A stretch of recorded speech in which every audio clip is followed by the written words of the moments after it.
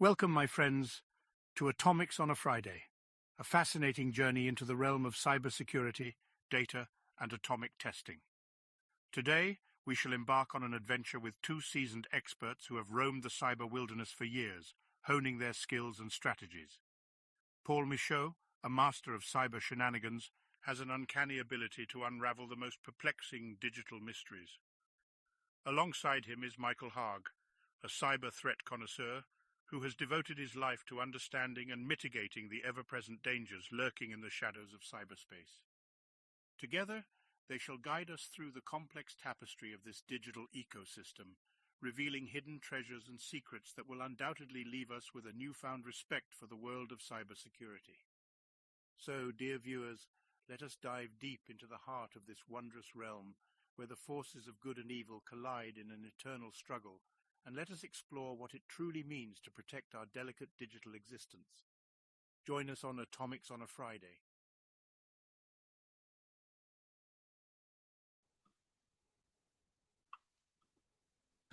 Well, welcome to Atomics on a Friday yet again. Thanks again for David Attenborough for phoning in every other Friday for us while we kick it off. Yes, it has been a week of all kinds of stuff. I officially have mixed up like 12 different breaches, and there's like one giant one now. I feel like we should just encompass them all into one breach and make it really, just call it the June 2023 incident, and just everything rolls into that. I mean, we only got, what, 14 days left in the month? Might as well. Yeah, it's just June. It's the incident. Excellent. What else is going on today? Yeah, today we got quite the lineup. We've been going through kind of like atomic basics for the last few. And in this one, we're moving to the cloud. Just like every organization has a cloud migration plan, we do as well. Atomic has adapted. I mean, just move to the cloud. It's more secure. You never run into cloud-related security issues in the cloud. Ever. Never. Did you know that there was a Move It application on Azure? Did you see that? Where they just pillaging the Azure blob storage, because that's where it would get stored. No, yeah, I guess because I saw there was a way to like do a quick deploy, like you could just ship it onto the from the marketplace, like AWS marketplace. Like you just say, I want Move It, and you could like move it, and then it would just move it to Azure for you. It would just move it, and it would sing the song and everything. But yeah, so there was that. So cloud today. We have a special guest for everybody. and I hope he's ready. Yes, he's in. How are you? Jose. What's up, How are you? Jose?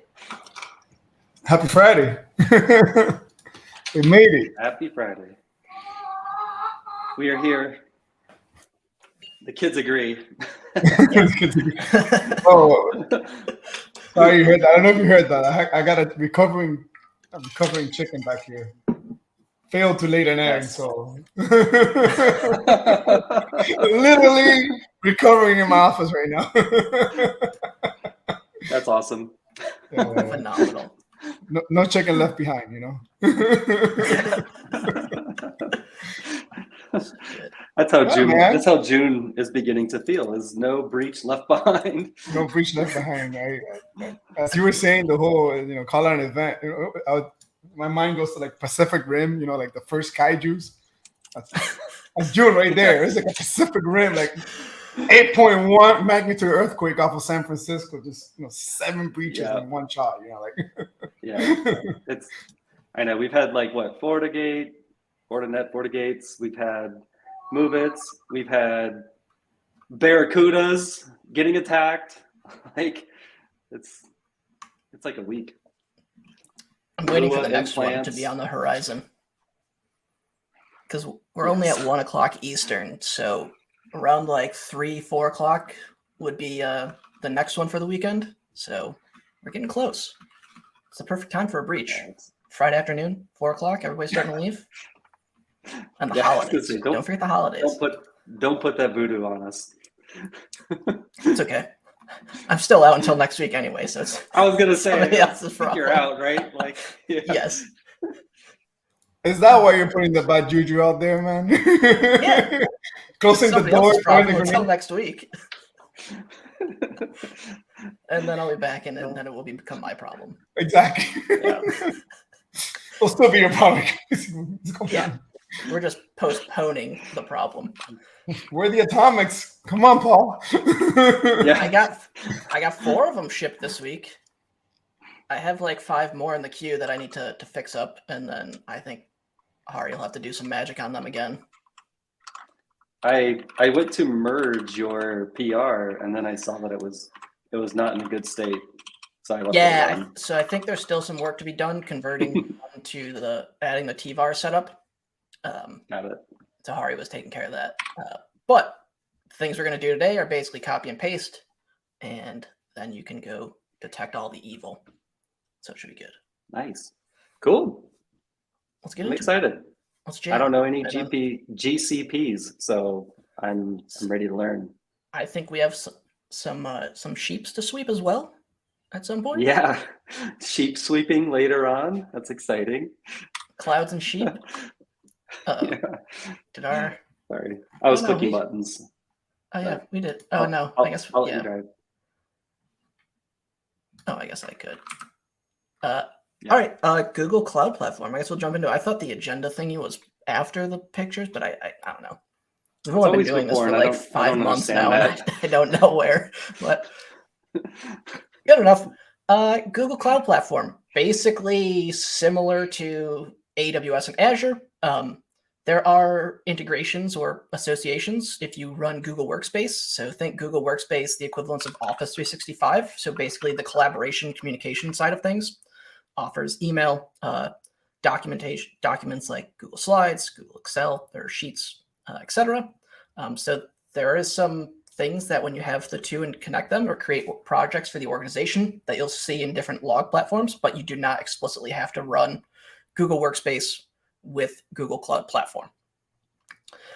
Basically, Google Cloud Platform gives you a couple options to interact with it. One of the most common ways the G-Cloud CLI, very similar to like Azure's PowerShell modules as well as AWS's interface. But then, of course, you can also do like direct REST API calls. I couldn't fit the pictures on this page, so we'll jump into it. So basically, the first part or the first image is showing using like the Google Cloud CLI. So you give it what the service you're going to interact with, as well as then the specific node, and then the action, create, delete, list, get, etc. And then below that is exactly like what you would put in for like a REST API. So the all those CLIs for AWS, G Cloud, etc., are just wrappers for APIs. If you run something like a fiddler or a proxy, burp suite, and you call them, you can watch and see the structure. It calls Python to wrap it and do all the magic, and then ships it out the door. And then you get the response. It's just a easier way to interact with it versus having to constantly structure post requests, etc. Nice. So why GCP? So a couple weeks ago, I started doing some research and I wanted to dig into some cloud-based things. So I said, why not GCP? Been Google Workspace user for years. Also started doing a little GCP things. And it's also not really looked into compared to like Azure or AWS. Basically, there's like a handful of blogs and things out there that I found interesting. So there's two that were prevalent. One is from Expel and the other is from Unit 42, Palo Alto, with some very similar overlapping TTPs, but I presume these would be different. So there's kind of some examples of creating service accounts, deleting service accounts, keys, etc.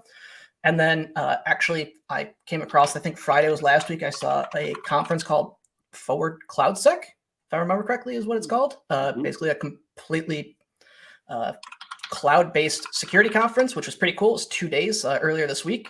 And some really awesome talks, so highly recommend checking it out. All the videos were actually on YouTube, so it was cool. So if you couldn't make it in person, you could actually live stream them right on YouTube. So highly recommend checking them out.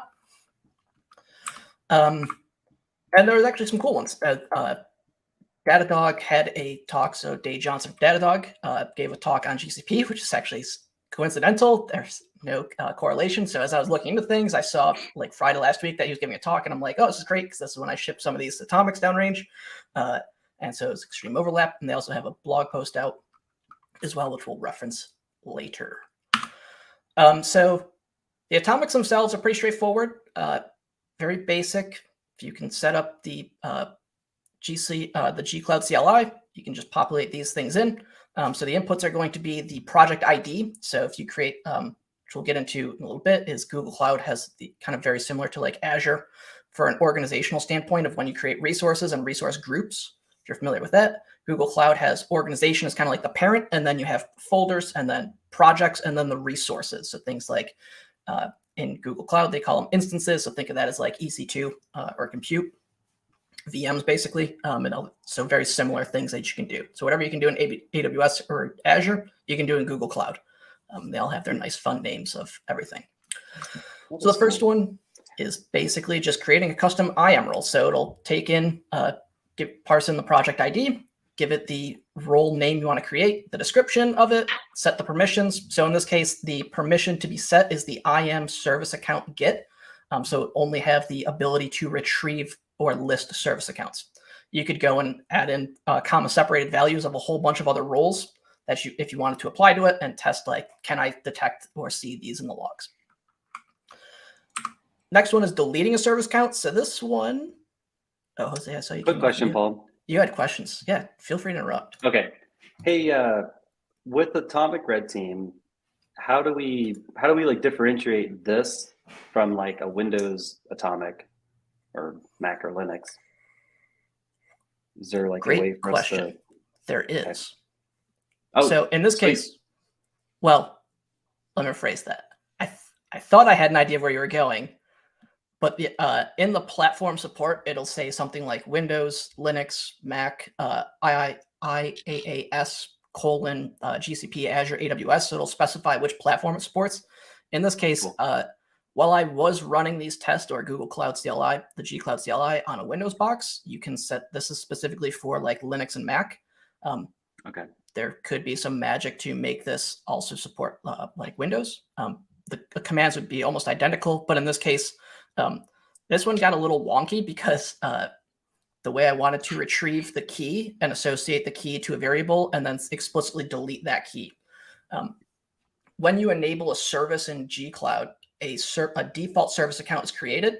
So obviously you didn't want to just delete that key. So you want to create a key or create a service account, create a key associated to it, then go and delete that. So it does kind of the work for you of creating that and then going and deleting it. So technically there's a couple atomics rolled into one just because you need something to exist and you don't want to just delete prod things. I mean, you could go ahead, like you do you. I'm not going to tell you how to live your life, but if you want to be safe about it, it is. Put these into an atomic project. You could actually have a project, create project, go spin it up, and then run all the things in there. So in this case, it will create the service account. Then it will go and create the key. The fun fact about the key is that when you go create it, you have to specify a path where it's going to write the key out to a file. So when I was testing this, I was like, well, I don't want to do that. Like, just go create the key and then like assume I would download it later or retrieve it later. But they're like, no, you got to save the key now when you create it. So the caveat with this one is the only cleanup that's needed is going to be deleting the key off of your disk. The actual command will go, it'll create the service account, it'll create the key, it will then retrieve the key, save it as a variable, delete the key, and then delete the service account. So the only cleanup is to actually delete the key off your disk. If you didn't delete it or run the cleanup command, doesn't matter because that service account and key will no longer exist anyway. So even if somebody did get a hold of it or you tried to use it. Expel had an interesting blog post and report that actually kind of showed the service key deletion in there. So that's kind of interesting, fun take of an in the wild sample, which we kind of talked about earlier. So you can check that one out as well. Next one is a pretty easy one, which is just deleting a bucket. So create a bucket, delete it, call it a day. In this case, you can see at the bottom for some of our cleanup and commands is using Terraform. So there was a recent PR maybe a month or two ago that supports invoke using and leveraging Terraform files for creating the resources necessary. I'm not a Terraform voodoo master, so I just use the CLI commands, but Hari on the maintainers team is doing his magic and making these support Terraform files, which is why they're not fully merged yet. So if you're looking for these specific atomics, they don't exist in the repo yet, but you can go look at the pull request. And the last one is to delete the activity logs. So one of the things I found interesting was when researching this is that there are default audit logs created, similar to what I presume is like AWS's CloudTrail, which is just logging, hey, I made an API call to create a service account, and it logs it. Well, it's like, well, as an attacker, why would I create a bunch of stuff and then not cover my tracks? So I thought, well, let's just delete them. They even specify, Google does in their docs, that you can't delete these. There's 4 specific, what they call audit logs. You can't delete them. You can make the call to them, and it's going to generate an error in the log and then say that you did it. But I also found it interesting because why not have an alert for that or have a test for that? So we'll actually look into like Google's like nice interface and run some tests. But we should probably do demo first. Let's go to demo. Or not. Let's do it live. Do it live, which is like 5 slides away, but that's okay. Yeah, we'll get there. We'll get there. We'll do your demo again. We'll do it twice. Yeah, we'll just do it again. All right. So with the atomic test, there is a command for initialization. Because I'm already I've already authorized the command prompt and then set the default for projects. I'm not going to run those, but there is a basic command for initialization and then specifically specifying which account you're going to use to actually run said tests. So let's run the first one. So the nice thing about these CLI wrappers is they're very structured and straightforward. So gcloud and then the service you're going to hit. So in our case, we're going to create a custom IAM role, then specifically roles, which is the node that we're going to hit, and then the actual command. So in this case, we will create a custom atomics on a Friday IAM role. So in this case, again, the service we're going to hit is IAM. We're going to specifically target roles. There's actually a few different things we can do within the IAM service. We're going to create, in this case, we're going to call it atomics on a Friday. We can give it a nice description. The permissions. So again, if I were to run this via like invoke, all these would be defaulted for me. And then I would just need to use the input overrides or specify them within CLI variables, etc., and then specify the project. So if I go do that, again, it's just a wrapper for like the REST APIs. So it'll run, do its request, take a second, and then return out the results. Taking sweet time. There we go. And that was it. Created the account, gave it the role, gave it the permission, in this case here, and we give it the nice description. To delete it, pretty basic, as you guessed. The command is going to be to delete the account and specify the project. If you don't when you're using Google Cloud, if you have multiple projects, you don't have to have a default. So when you initialize gcloud, it defaults to like a specific project. You can just override those by specifying the project. So if I say, hey, this is the only project I'm working on, I don't have to specify it, which is why in the atomics, you'll see the project flag. So that way you can override it. Otherwise, if you are working in one project, then you go run the test, it could target the project that you don't want. So it's a fun fact for that. And I see you put those as input arguments as well, which is like life-saving. I tried to make it as very simple as possible, especially somebody not cloud savvy like myself, trying to learn about it. So that was kind of fun. So in this case, cool. let's go create a service account. Jose. I have a very dumb question. He lives. Any reason like you're not using an execution engine, or like would this work with Invoke or something like that? Yeah, so the reason I don't have it set up is that the PR is actually not fully merged yet. So it's in there. Harry's working on the TVAR side of things. But these are the commands explicitly taking out of the atomics. So if you want to go do this one by one, that's the way I found it easiest. But yeah, so that's why we're doing it right now. And I don't have my Invoke set up for that specific branch. So I said, I'll just copy and paste the commands. I was worried. I'm like, we have something broken, do we? I was just like going to look at the repo now. Fire hat on, like, what do we do? Fix? Kidding. What did you break? Incident Friday. Exactly. So again, because we're going to interact with the IAM service, which I should have clarified, when you create a project in Google Cloud, you have to enable services. So not all of them are just enabled. You have to specify which ones you want. So if you want things like IAM, or you want logging, or you're going to say, hey, this project's going to involve some VM, so I need instance service enabled. You have to explicitly enable those per project and then specify different service accounts. That is the one nice thing about when you're setting up in Google Cloud, and I don't know how other cloud providers or platforms do this, but is that you have to be explicit about what you want enabled and don't want enabled. Now, there are some defaults, but it does make it nice that you're not just overly permissioned off of the bat. Now, when you start enabling them, they are a little bit. Question. Mike, maybe I have an answer. Can we enable those via gcloud command line?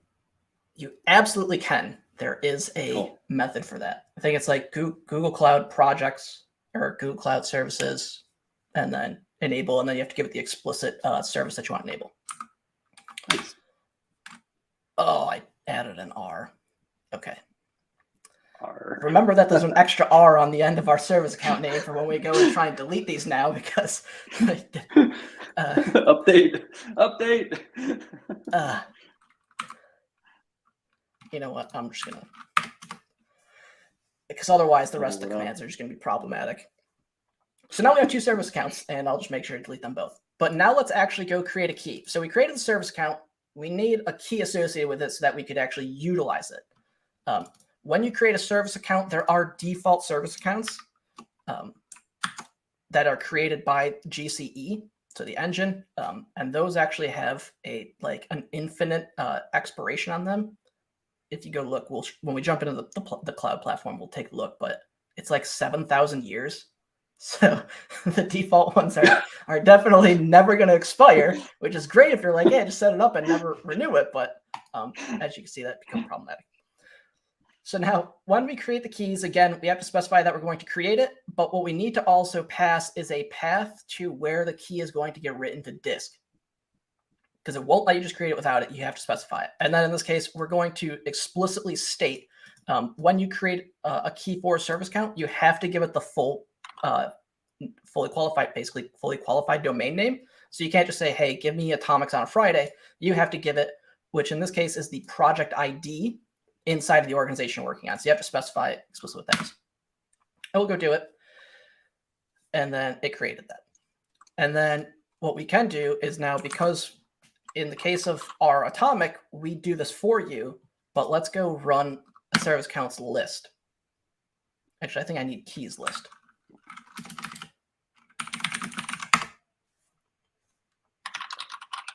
Nope. What did I do? Oh, because I need the specific IAM.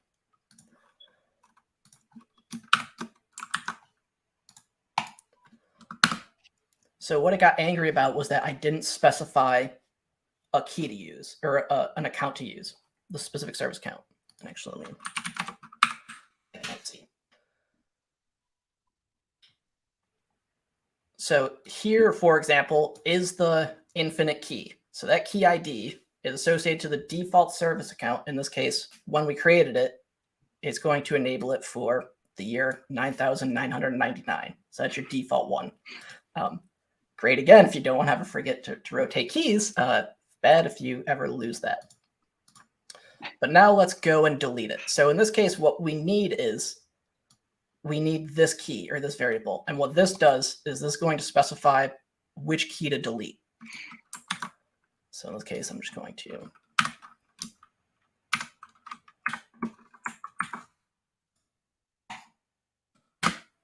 do that. And when you're running it interactively, it prompts you. In the case of the atomic test, we added the tac quiet flag, which is basically just going to say force yes, don't prompt you. It's just going to do it on the back end for you. Service account key is met. Did I copy the wrong one? I might have. Not sure. Find out. I see on the atomic you have a drop to key.json. Yeah. Yep, that's the actual key. Yep. So if we wanted to, so what we could then do now is we could go use that key and use that to authenticate, and then use that to do whatever. And whatever roles and permissions are assigned to that account, we could then have permission into that.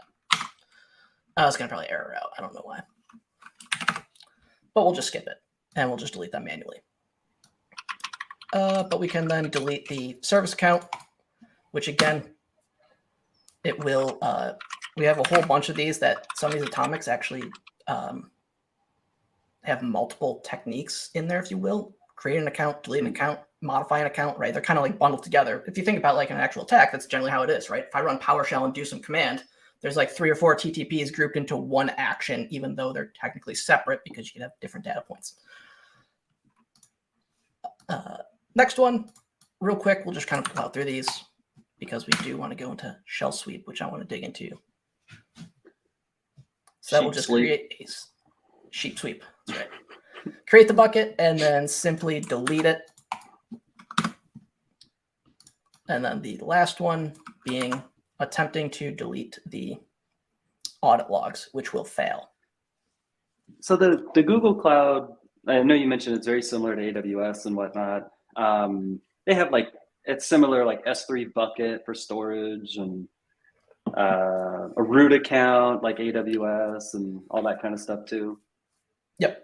And you can set them to be public. I think the parameter is all users, which is like the public variation. Okay. Now, what in Google's docs, and I forget specifically what it is, there's certain things that don't get logged when you have like public access. So so something like deleting a file or retrieving a file, if it's public, it won't log it, and it won't log specific things in case of like privacy, of like, we don't want just to log anybody who's ever touched the thing. So that there's like specific parameters when you have that. But when you create a bucket, it doesn't default to that. So then you'd create a bucket, you would change the permission on it, right? There's 2 separate logs looking for like the public access. That would be like an interesting one. Yeah. And in this case, you can see that we then successfully deleted the bucket. We could do a storage buckets list and prove that we don't have any buckets, but we'll skip that for right now. So this is the interesting one. This is the log source where all of the logs are stored. So everything we've ran so far, even the things that failed, generate an event log, which is nice because then we can validate, hey, somebody missed a typo, or all of a sudden you have all these different points. I go to run it. You're like, hey, this is going to work. I'm going to be great. I'm going to cover my tracks. And it's like, oh, just kidding. You can't. So they're actually there, which is nice. You can't just delete them. And they are defaulted to 30 days, if I remember correctly, which can also then be modified to expand out. Obviously, the more data you have, the more storage you're going to pay for. But in like a testing lab environment for the project, so far I've spent a single $1, and that was because the free credits I used on some non-thing that's not covered in a free tier. So for a week of testing and hundreds of logs generated. I've spent $0 total. Paul, do you need a GCP sponsor? Yes. So if you're looking for sponsorship opportunities. All right, my next question is, what are you drinking? Because that looks not like coffee. It's liquid death. Oh, okay. It's mountain water. It's Need to literally like water in a can. enhance the screen. Yeah. Awesome. Cool. Liquid Death wants to sponsor some computer nerds. I'm open. All right. So we generated a whole bunch of tests. Let's go look at the logs. And let me full screen this. So that way I don't share some other things. Paul, while you're bringing that up, I have 2 quick questions. I maybe have an answer. These sets of techniques, I looked at the PR and I noticed that you referenced Elastic as one of the inspirational sources. Is there any attack you've seen this kind of done in, like against a cloud, like against a customer who's using GCP as a cloud provider? Yes. So in the 2 that so actually there's kind of like 3 blogs. So one was written by Datadog, which kind of did reference a couple known points and also some unknowns. Expel had a blog out which referenced some different TTPs that were leveraged specifically against GCP, and same with Palo Alto. Within there were specific, like what they noted, which could be referenced, and in Elastic's rule set, they actually probably had like 10 or 20 rules that were already predefined. Now, I don't know if they had leveraged those or seen those from in the wild attacks, or if it was based on theoretical, hey, you could create a service account, there's your privilege escalation, your persistence, etc., which a lot of these. And so when I was researching them, I was like, well, that's cool. If I have the detection, though, so the analytic, how do I prove that I generate the data? And so it's great that you have these rules already, but I needed a way to test them. So I started going through and I said, well, these are in the wild samples, these are different points, and just kind of like bring the 3 or 4 resources together, which is super handy. And I gotta say, the Datadog log that we have, it's referenced at the end, and I think in the next slide, which is pretty cool, is I just took off key. Super helpful for like talking about these logs. So we're gonna run a query. This is the last 14 days. Let's run it for the last 45 minutes.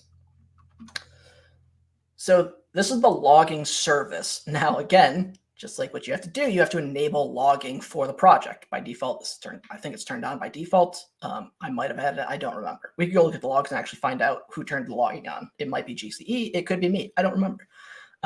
So these are all the different things that we saw. So already we can kind of start to see some of the method names that we already did, right? We created a role. We deleted the role. We created a service count. We created a service count key. We listed the service account. We listed the keys, right? So we have all these different single points. Now, one of the things that's interesting about cloud, right? We can take some of the attacks that we see on the traditional like network or endpoint level and apply the same rules, right? We create a user, we add a firewall rule, which we see in like some of the things that Unit 42 and Expel noted, which was creating like firewall rules for outbound connections for crypto mining, right? Like, but the difference is we have different ways of collecting data on the endpoint that we don't have in cloud. So whatever we get is what we're beholden to. There's no like magic, like let me go like get it from a different source. No, it's whatever the cloud provider gives you is what they give you. So hopefully it's good enough. And the one thing is, it's about even just these default logs, is that they're good starting points. They have good information in them. And you can see here, in this case, like this is the error log. So they have severity levels. So anything with the red exclamation points is going to be an error. And then what we can see here is the specific log name, the type. So in this case, auditing log. We can see the method name. So basically, what was the API that was hit? In this case, logging service, trying to delete the log. And then you get like the request information. So like, request metadata. So like, where did the caller IP come from?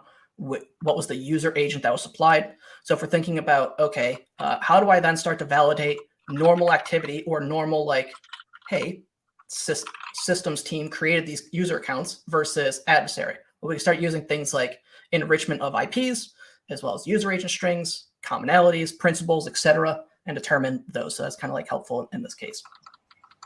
But super helpful for all of these from these tests. And then you can do your magic of however you're running your analytics, whether it's forward them off into like an Elastic integration or a Splunk. You can do all of that fun magic. Well, second question from earlier. When you're running these, building this GCP test, did you see any tool that would do this for the user? Like these things seem like awfully similar to like what a tool like Paku would do from Rhino Security, right? Where like I think they're running the APIs for AWS under the hood. They're just wrapping it for that red teamer to like make the workflow a lot easier, right? And to your point about like looking for like user agents, those are like super low hanging fruits for like, hey, somebody's running Paku versus like this is legitimately, like my developer on his machine, right? Like, so I think there's GCP exploit.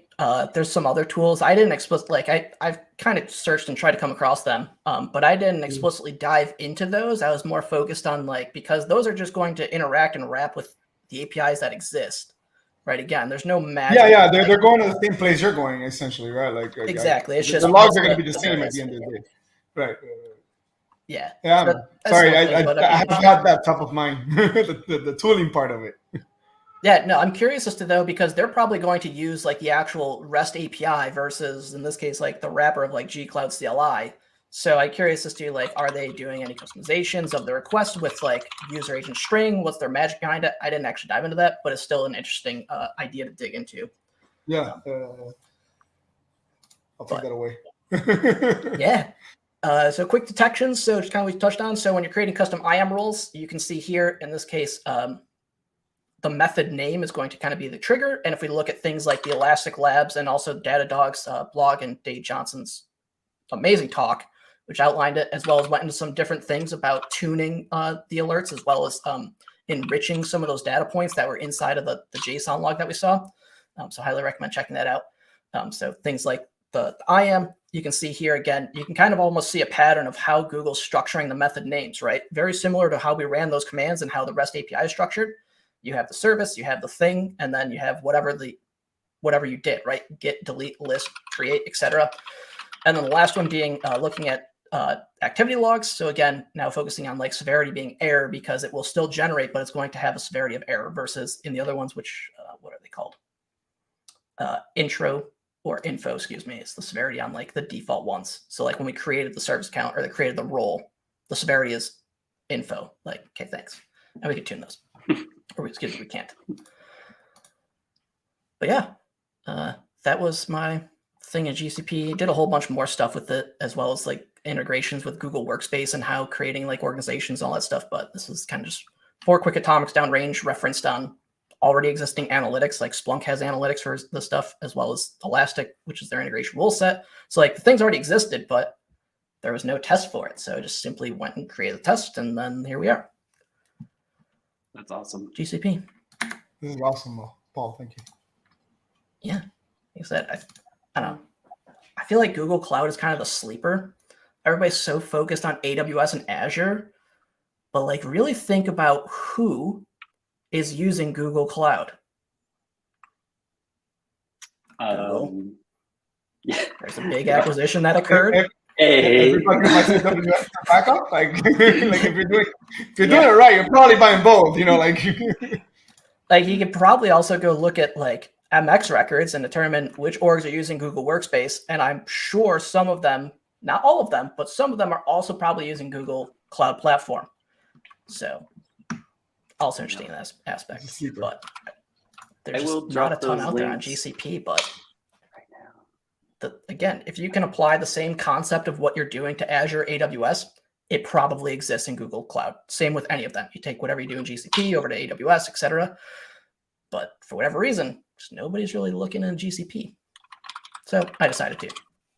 Maybe I'll have some blogs out on creating projects and setting up IAM roles and accounts for testing, etc. Do you know which day Dave Johnson's talk was for ForwardSec? CloudSec? Yeah. Let me check my calendar. I believe that was Monday, maybe? No. That day 1 or day 2? It was Monday, and he was in Salon C. I don't know how they're going to break out things, but if you go look at Cloud, it was Cloud C, and it was at Cool. 2 o'clock Eastern, so that would have been what, 11 o'clock West Coast time, something like that. I don't know. We need to start putting con talks in UTC times. Yeah. It's the only YouTube acceptable. UTC. Yes. YT UTC. Anyway, that's awesome. Thank you so much, Paul. That's awesome. Good ads. Are these the first GCPs as well? Yeah. That's cool. No, there's actually only 2 No? GCP specific atomics. I think there's 1 or 2 Google Workspace ones, but specifically for GCP, there's only like 1 or 2 for atomics. So here's 4 more at some point will be merged in, and then I have probably 5 or 6 more I think I can squeeze in for in the next week or two to round out some of the testing. That is cool. And, Excellent. well, I haven't looked at the PR too hard, but is it using, like, I know Haref from the maintainers team has a new format for like being able to run all of this essentially with Terraform. Did you end up leveraging that, or like how was that experience? I haven't even used it myself yet. No, so when I created it, I was simply just using the gcloud CLI. So the prerequisite for those tests in the original state were going to be you needed the gcloud CLI installed, go install it, and then it will do the initialization stuff for you. So if you just spin up like a VM, install gcloud, and then go through like the auth side of things, it will have it. But no, I didn't use Terraform. And some of these tests you won't need Terraform for, like, for example, like deleting the audit log, even though it's not going to work. You just use the gcloud. But creating the bucket, you can use Terraform for creating the bucket, deleting the bucket, etc. Well, excuse me. Terraform won't delete the bucket. It just structures how the bucket is, and then still use gcloud for actually creating or deleting the bucket. It just specifies the parameters of the bucket. Same with a couple other ones like the service count or some of the other ones. So there's probably 2 or 3 that are going to be Terraform supported, but still wrapped in gcloud for the actual execution side of it. It's my understanding. But again, not a Terraform expert. Yeah, that makes a ton of sense to me. Not a Terraform is just magic. No, it's just magic. It just does things and things show up. We'll be understanding Terraform for the next 100 years. It's an abstraction. Abstraction. That was an abstraction, basically. Like, we'll do it live. Oh, our slides are out of order. That's We did the demo. We did detections. At least we remembered to do detections and mitigations this time. Mitigations, lock down your stuff. Day's talk actually had some really interesting points on limiting access, and service accounts should only be occurring or executing within the Google Cloud infrastructure. So anything like an external IP in the logs for a service account, if you set it up right, should be like a red flag. So there's some interesting data points on there from that point. That is cool. So we did clouds. Now we need to talk sheeps and shells. Sheep shells. Oh. Sheep sweep. We need to sweep our sheeps, as the kids say. Sheep sweeper. So Mike, what is ShellSweep? Great question. Yeah. So ShellSweep was born out of the feeling that I could not develop decent content for the move it exploitation when it occurred. Adversary was popping web shells on this app, and I just was like, of course you can write, whatever web app spawning a shell or writing ASPX or whatever. There was no POC for move it at the beginning, and so I just went right to the end. I was like, what's a good way for me to detect web shells in a novel way, and just a way, like, I just want to be able to give something and detect shells. And so I've been thinking about this probably since like February. And so I finally just just pushed it to the edge of like, let's do something. So we get to do a demo. And I will find the buttons. So yeah, let me find the window. This box. Yeah, so the project's officially open. It's under my GitHub page or repo name, Haag ShellSweep. And I kind of pitch it as a suite of tools because you can't say ShellSweep without sweep enough times. It's like that truck that drives by that says you can't say Swiss without a smile, you know, it's like that. But so yeah, more or less, it's a suite of 3 different utilities.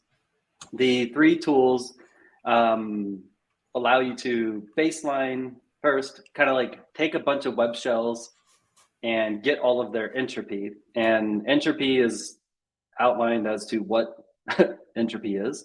And so it has like this whole piece right here talking about entropy, you know, why we're looking at entropy. And in this particular case, entropy focuses on like obfuscation in scripts or any kind of encryption in them. The idea is that a web shell will always have a higher entropy than like a standard ASPX file. And I'm saying ASPX mainly because that's where I focus the most at. JSP web shells or JSP in general is kind of structured a lot different. Same with JS, same with ASP and everything. And I'll show you in a second those entropy values and how they look a little bit different. The other thing that I found while researching this is I wanted a non-standard web shell. So I actually went and used Metasploit to exploit my Exchange server again with proxy shell. And so it drops its like randomly generated, you know, whatever .aspx on disk. It does obviously delete it post for like cleanup with proxy shell, but I captured the shell and I ran it through ShellSweep, and it made me think about shells a little bit differently because typically every web shell that I'll show you here in a minute has a very high entropy, meaning they're just like very like obvious. But the web shell from proxy shell actually has a very low entropy compared to anything else on disk. So I found entropy to be very interesting to play with, and I hope people can check this out and you know, deploy it or test it and see what you get out of it. Yeah, it just kind of counts things. It looks at the frequency of stuff. It just kind of determines, you know, how suspicious something is. And like I joked on Twitter, it's kind of like the whole gate.php, like we're still seeing it, right? Like, but web shells, we're still seeing web shells. They're still using them. We got, you know, AV and EDR and IDSs and WAFs and all these cool things, but it's like, we still can't determine a web shell. So yeah, so first let's talk about shell scan. I know we have a few minutes. So shell scan literally will take, but how I use it, I'll just say how I use it. So what I do is I take a bunch of known web shells out there on the interwebs. I also took and captured the human2 ASPX files from the Move It campaign, all from like, I think it was Mandiant's blog, the CISA report. I took all of those. I threw them in the mix of this as well, mainly so that I could just see their entropy values in comparison to like other entropies. And so I took all that, threw all that in there, and everything like that. So everything's mixed, and the output of it is a long string showing you by file extension. And I'm just going to move this up so you can actually see more of them. It's kind of verbose, and that's kind of the idea, is it will go through each directory and it will give you the entropies for each shell that you're looking at. And based on that file extension, it will attempt to categorize all of them together. And you notice there's like some that just have like TXT, like these ones right here, the human ones, and they mostly are categorized or have very similar entropies because they're literally the same shells, just found differently. So it takes all these extensions and then now it just pops it out for you. Obviously things that are a lot more nasty looking, like if you were to like do a strings on a zip file, it's going to be just be a bunch of like jumbo because it's a compressed file. So the entropy is high. And then as it goes on, right? So entropies across the board for all these things. And there's things that I never even heard of, like ASHX. Okay. Obviously like the typical stuff. So the idea is that we could take these ranges and go back to our third tool, which is ShellSweep itself, and input these into ShellSweep to help us look for web shells. But then I was like, well, you can see the variance here is like based on these web shells. One of them has like a 1.29, like the smallest one. Like, how often are you going to see that? And or in comparison, you most likely on your Exchange server, most of your ASPX or any kind of like web files are all going to be kind of like higher than lower. So something I added was another one was called Shell CSV. And the idea is like you take it and you run it on like your Exchange server or your web servers. And it's meant to give you an output in a very nice CSV format. And I gave an example here of all of the web shells that I sweeped. And so this includes even the web shells from the recent, I don't know Microsoft's new naming scheme, but it was on the recent report that came out. I don't know, like laced tornado or something or whatever. So that web shell's in here too. All the human web shells from the CISA report, things like that, and then plus all the ones from the repos, just to kind of show you this is what like Shell CSV will output. And then on the right-hand side is the SHA-256 of each one of these, and I'll show you why that's important too. So the idea is that with ShellSweep, you put this on, say, a web server, you use like a Splunk universal forwarder, you're able to somehow kick it off and have an output occur. ShellSweep allows for a couple things. You can specify the file extensions you want to scan for. So if you're running Nginx, you're probably not running ASPX. So you might want to look for like, say, PHP or something else, right? Well, that's where like Shell CSV can help you baseline, like, oh, like I do have ASPX running on my Nginx server or something, right? So you're able to specify the file extensions you want to use. You can hard code or you can input your own entropy values, or based on Shell CSV, you can take like your average out of it of the actual files on your web server and take those entropy values and put it in there. You can specify paths that you want to include for your scanning and or exclude in your scanning. And yeah, you can also filter based on hashes. So if you end up having like, let's say for Exchange, you have an entropy on a known good hash in the path that you really, really want to scan all the time, and the hash is like a 7 entropy, well, you can just say, this is known good, I'm just going to always ignore it, so I don't have to like trigger on this all the time. Whoops, lost my browser. So let me show this in ShellSweep real fast before I do a live demo of ShellSweep. And there's my ASCII. All right, so all the extensions, I just left everything in here as a kind of like an example. These are values that I found and I've been tuning for my Exchange server. There is a way, and that's why I had to put it in here, because when I saw those values from Proxy Shell, I was like, yeah, there's no way I'm going to catch it, because there is standard code ASPX files that are low as well, or a little bit higher than like a 0.8. So I was like, well, let's do a less than and greater than. So I added those in here too. So you can shoot for something higher or something lower. And now you can modify it. You kind of create like this range of like a known good range and a obviously bad range. You can add all those values in there. If you're running Exchange, you may not need some or certain ones. You can out it, just baseline and find out.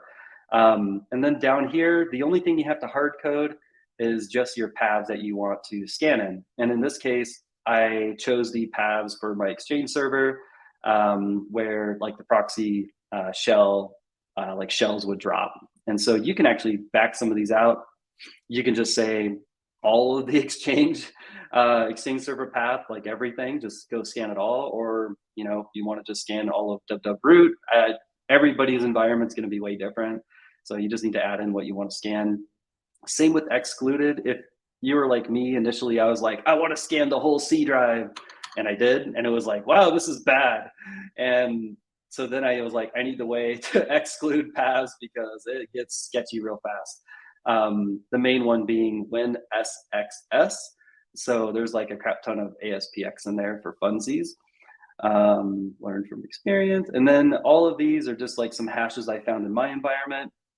And I was thinking, if someone's going to consume this, you might want to create like an actual text file with all the ignore hashes, just in case like you're baselining and you're just like, whoa, there's so much stuff and my interview values are decent, but at the same time, they're not decent enough. Let me go and ignore like the known goods. And I could just drop a text file and call it good. And then you don't have to like deal with that. Yeah, that's kind of that. I can run these live. Do it live. Yeah, let's see one of them live. Yep. Dealer's choice. I meant If you want Lua, Python, or PowerShell. Oh yes, we forgot. Yeah. So it is cross-platform. I did write it in Python as well. It has a different cool snake ASCII art because why not? Same concept. It has extensions and paths and all that. It does work. It will probably break. But otherwise, let me know if it breaks. I'll try to fix it. Same with Lua. It works. It's kind of wacky, but if you want to run Lua, but your Barracuda will thank you. I was just about to ask why Lua out of the 58,000 programming languages we have. PowerShell, sure, makes sense. Windows. Python, sure, makes sense. Linux. And then there's just Lua, which hasn't been around or used in. Mmap scripting engine, man. Like, just begging to run into a ShellSweep with Mmap.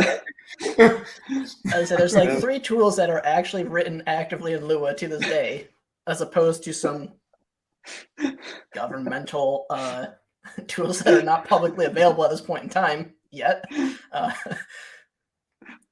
yeah. So good. So yeah, if you want to also try works it, on your Barracuda or your Cisco ASA, you know.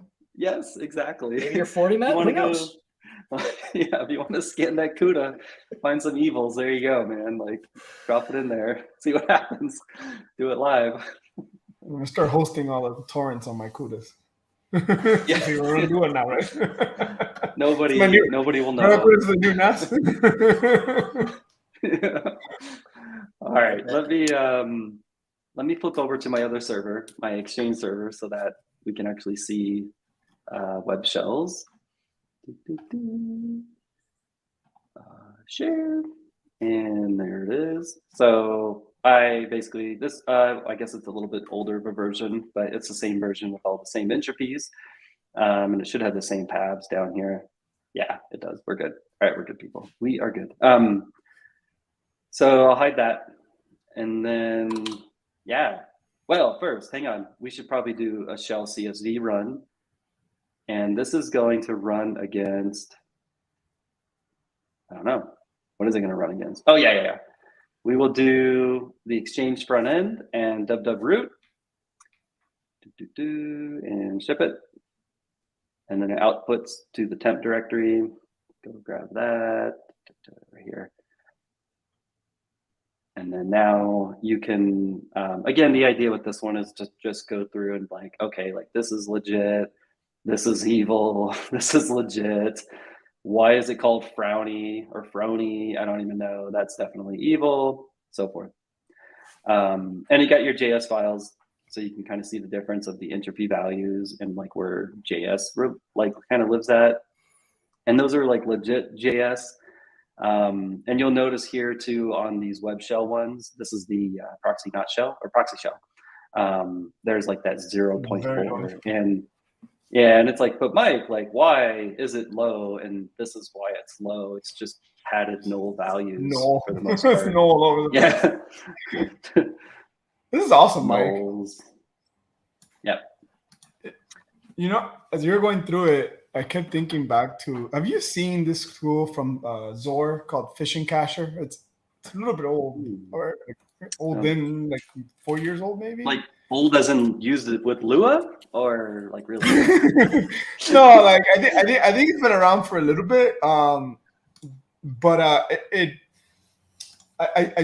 I shared a link here. It basically uses like entropy as one of the methods sweet. to Yeah. so like it will analyze domains registers to like certificate transparency, and then it uses a set of like mechanisms to determine whether it's potentially a phishing domain registered or not. And one of the ways that there's entropy, but as we were going through, I was thinking, man, like you already have narrowed down stuff by file path, and right, like and I'm sure, like as you're looking at some of the shells, like the naming convention of a shell, like a web shell versus like a legit file, is going to be very different. Like some of these look kind of random. I'm sure some of them say door or shell in them when they get dropped, right? Like, folks are not creative. So like it's similar to like Fishing Catcher, where he kind of builds like a scoring system where he's like, hey, if you have like the keyword blah, I'm going to give you 10 points. And if your entropy is this much, I'm going to give you, 50 points, whatever. And he says, hey, dude, high score, you're bad. Low score, you're not, right? It's an approach. I just, as you're as a person, like, oh man, this is one awesome, a completely novel way to look at it. This is so you like jumped to the end of my demo, and I'm sorry, dude. So no, I got super excited about it. I apologize. Absolutely ruined it. I know. But I'm really glad you shared that, because that is like super cool. Never inviting this guy ever again. Man. No, but yeah, let me just run this real quick, and then I'll tell you about what you were just saying. All right, so we're just going to ship this downrange. ShellSweep will run. I have my entropys a little loose right now, but you can kind of get the idea. Again, the idea would be to filter these out so that you don't have to deal with like the known goods, and then you would be down to the point of like these sketchy ASPX files sitting in like my front end Exchange server here. And then now my plan was to ship this with like how to use it with like a Splunk UF, and just have like it run, I don't know, whatever, every 12 hours, right? And just output anytime something actually occurs or is sitting that's fresh and has within my ranges and whatnot, and it's not on my allow list or deny list. Could you pull in the create time of the file as well? Yep. Yeah, absolutely. That's a good one to add. I didn't even think of that. Spitball. I was just too excited about everything else. Yeah, because I was thinking like, okay, like let's say I go update Exchange or my application. Some files are going to stay the same. Some files are going to be new. But if the file hash changes, then all of a sudden I have to like rinse and repeat. So I'm wondering if you can then also include like, cool, I know at this time and date I ran Exchange updates. So I know like, okay, I can go update those hashes. But also like if I'm running this again quickly, like I can say like, oh, this is created 2 minutes ago, and I suspect I have a web shell. Like, cool, then I can quickly filter that. So that's kind of interesting. Yep, that's a solid add. I'll definitely do that. That's really good. Yeah, that's cool. Yeah, so Jose, as you were alluding to the feature of ShellSweep, I started working on that. A couple things. I was working on something else too. I was working on a way of extracting keywords, unique keywords out of all the shells and grouping that. And my idea was that I would have a way where it would do it based on entropy and also keywords. So, because shells typically have like the obvious, kind of keywords in them, and combine all that, and you have a list of unique ones that you could use. I don't know if anybody caught it in my temp directory here, but I have like top words and things like that. So definitely something I was geeking out on. And then the other one was scoring it. I was working on the scoring the other day too, because I think that's another really solid way, like keywords, entropy, what's the scores of those two, and then combined have a weights based on that, and then there's like a final score for those. But yeah, that's awesome. Yeah, and again, like us being like you can chip all this to Splunk. Cool. Sorry, I was gonna say like us being Splunk, or it's like we can ship all this stuff to Splunk, and you can literally do a keyword and all that, like funsies, enrichments, like post collection. But this is awesome, man. It's hard to find shells. Let alone sweep them, you know? Yes. Take that PHP, baby. Like, Yeah. I'm wondering, like, Yeah, again, this like, is fun. Yeah. Sorry, go ahead, everybody at once. I would say, like, from EDR perspective, obviously, you're kind of limited from explicitly from like a file create. Like, you're not going to see the interactions unless there's things coming off of the what's the word I'm looking for, the web server process, right? Whether it's IIS, W3WP, Apache, etc., for like child commands, etc. But like just seeing that, and then all of a sudden, oh, it's stealing stuff out of emails. Like, EDR's not going to see that. So the point is like looking at the file create timestamps for anything suspicious locations. But then most commonly, where do you go? You go to the logs. You go to like IIS or Apache's logs and looking for the different requests surrounding that time frame to kind of like validate that. But this is just another great tool to like accompany that, but also using the UF, to your point, like systematically pull it in, especially when you have like not just one server, but if you have like fleets of them, go find it. Especially like think of like a managed service provider that's running like 100 Exchange servers. Yeah, it's a lot. Good old web hosting. Yeah. Can your MSSP detect that web shell? Yeah, that's kind of the thing, right? It's like I just felt very like almost helpless without a POC or much to ship, like let's like actually go solve something. And I feel like this actually gets us to a place where it's kind of solving something, which I'm really happy about. I thought about it from like a live response perspective too, like a CVLR, like just like run it across Upload file. web servers. Yep. Upload, run, get output. Yep. So we joke about it all the time of not exposing your EDR server to the interwebs, especially when all of them run for their response capabilities as system level. But it's like an instance where you could programmatically script a live response session on 50 of your Exchange servers, upload the shell script, run it, collect the file output, and then analyze it. But if we could do it better than that terrible way of doing it, let's do that. Yeah, even like post compromises or whatever, or I mean, you think like about like a server that's been popped like a year ago, and then all of a sudden you run this, and you're like, why is these entropies in my ranges or whatever? Or like, why is this here? And you start to realize your web server's been owned for a long time. Yeah, and you think long term, you're not going to like IS logs. Chances are those things are already overwritten. What the default's I think 30 days. Like the usual default setup. So yeah, especially, and then if you get more hits, like I'm sure that, because it's a race condition between file size and time range. I don't know. It's been a minute, but so if you have more activity, like you have a faster chance of those logs being overwritten.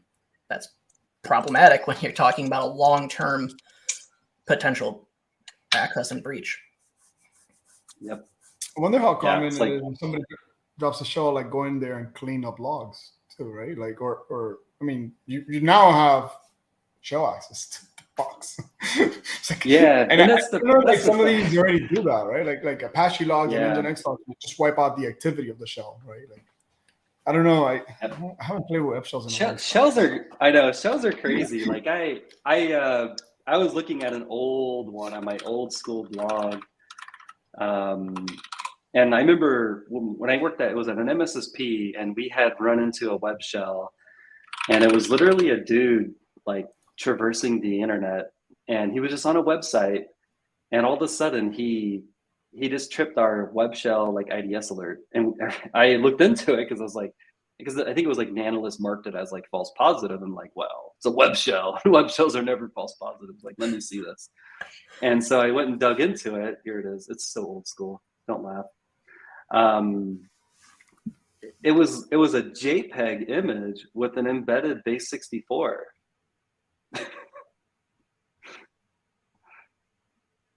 And it like tripped, right? Because it's just looking at the image, his browser rendered it. And it was just like weird decode stuff. Yeah, it was blocked by the Palo. That's what it was. I think the analyst had hit it or something. Interesting, right? Like, there's a lot of strange stuff with web shells. think of all of your appliances that are running a web server for your interface. You got me thinking about Firewall. Your firewall, your edge appliances, your Move It applications. If you have an interface, like you have shells. Yeah. Yep. Breakfast. Web shells for breakfast. What are you thinking about, Jose? Yeah, what's your Nginx? So reminded me, talking about Lua, reminded me about OpenResty, which basically is like allows you to implement Lua on Nginx, like in flight. So request comes in, you can run like Lua code on that request and then do whatever you want with it. And like a lot of these, I don't know if they do anymore, but like I know originally Cloudflare, for example, a lot of their mitigations is like built exactly like on Lua using OpenResty. And it's like imagine running something like this in flight. Like request comes in, is there like, what's the entropy? We know like common entropy or whatever. Like what's the shell in here? Like it won't even don't even make it to disk. I don't know. I'm trying to figure out like how to prevent. Like okay, one thing is like okay, yeah, we're compromised. We're gonna hunt for this thing. Like how do you prevent this thing? Period.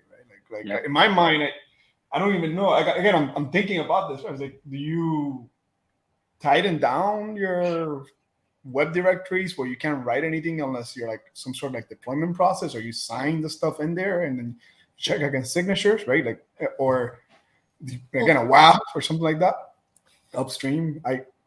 I'm thinking out loud, guys. Like I'm just like, how do you prevent like one thing is hunting for it, but like how do you go about preventing period a shell being dropped? And I mean, there's the obvious, like don't have stuff like SQL injections, right?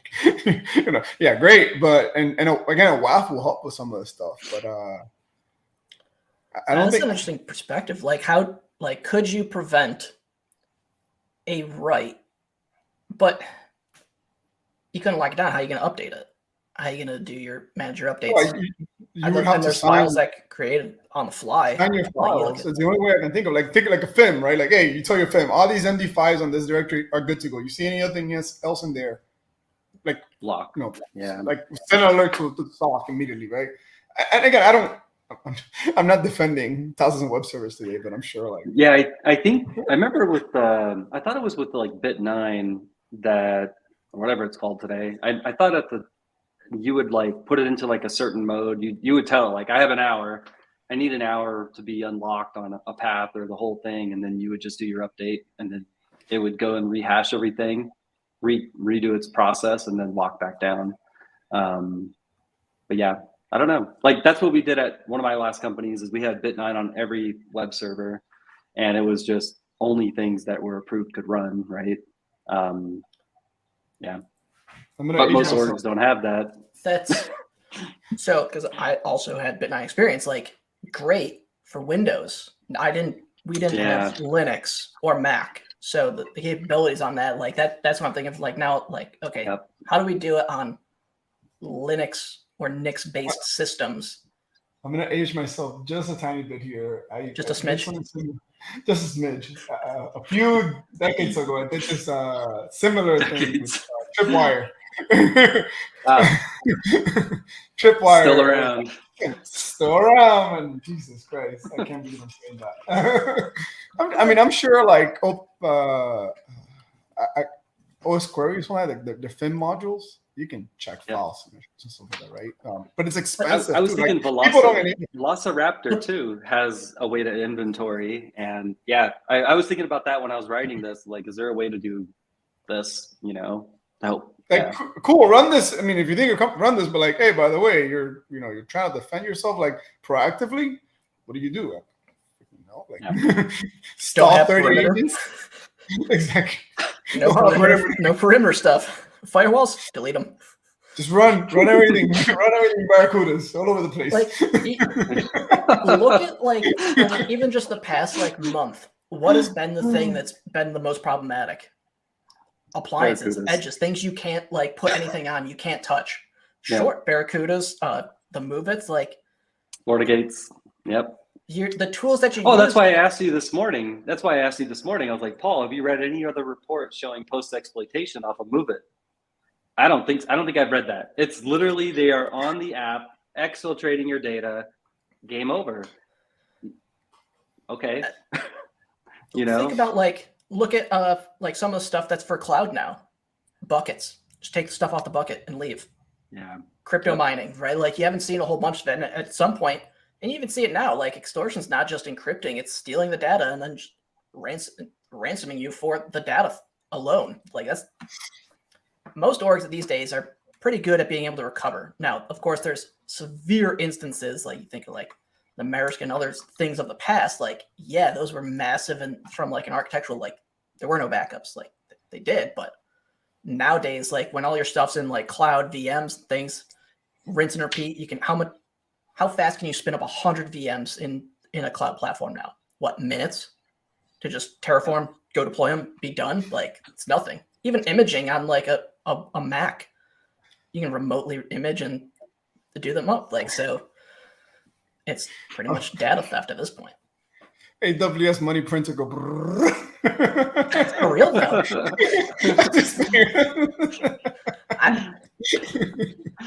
That bill, boy. Like it's interesting. You see, like some of these like orgs are now moving off of the cloud. Like I was like, oh, it's gonna next thing. And like security standpoint, you still run into issues. Like I think I forgot who it was. It's on like AD Security, Trimark, Sean Metcalf had a discussion that like some of the problems you're seeing with on-prem AD still exist in the cloud. Like just moving to the cloud is not the solution. If you can't lock down and structure from like I am, and you think about it, like cloud now is just everything's tied to some user, whether it's an internal system like NT system authority spawning a process or a user spawning a process. Everything's tied to an identity. Now you just got to figure that all out. But if you can't solve it internally, how are you going to do it in the cloud when it's brand new to you? Like, we're not solving anything. We had the issue. Yeah, we had an issue with the larger org I was at, and it was we had an engineering group that was going to go and build a PCI-like environment on AWS, and then they did a AWS Direct Connect back to their office.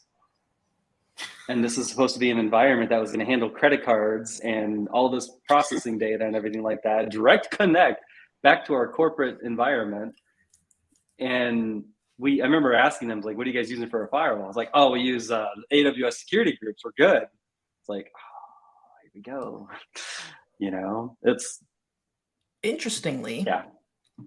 I didn't fully read into it yet, but it looks like AWS came out with some new thing for granting access to EC2 instances. So when you create them, by default, you create some firewall rule that says, hey, I'm at this IP, allow me to RDP into the box.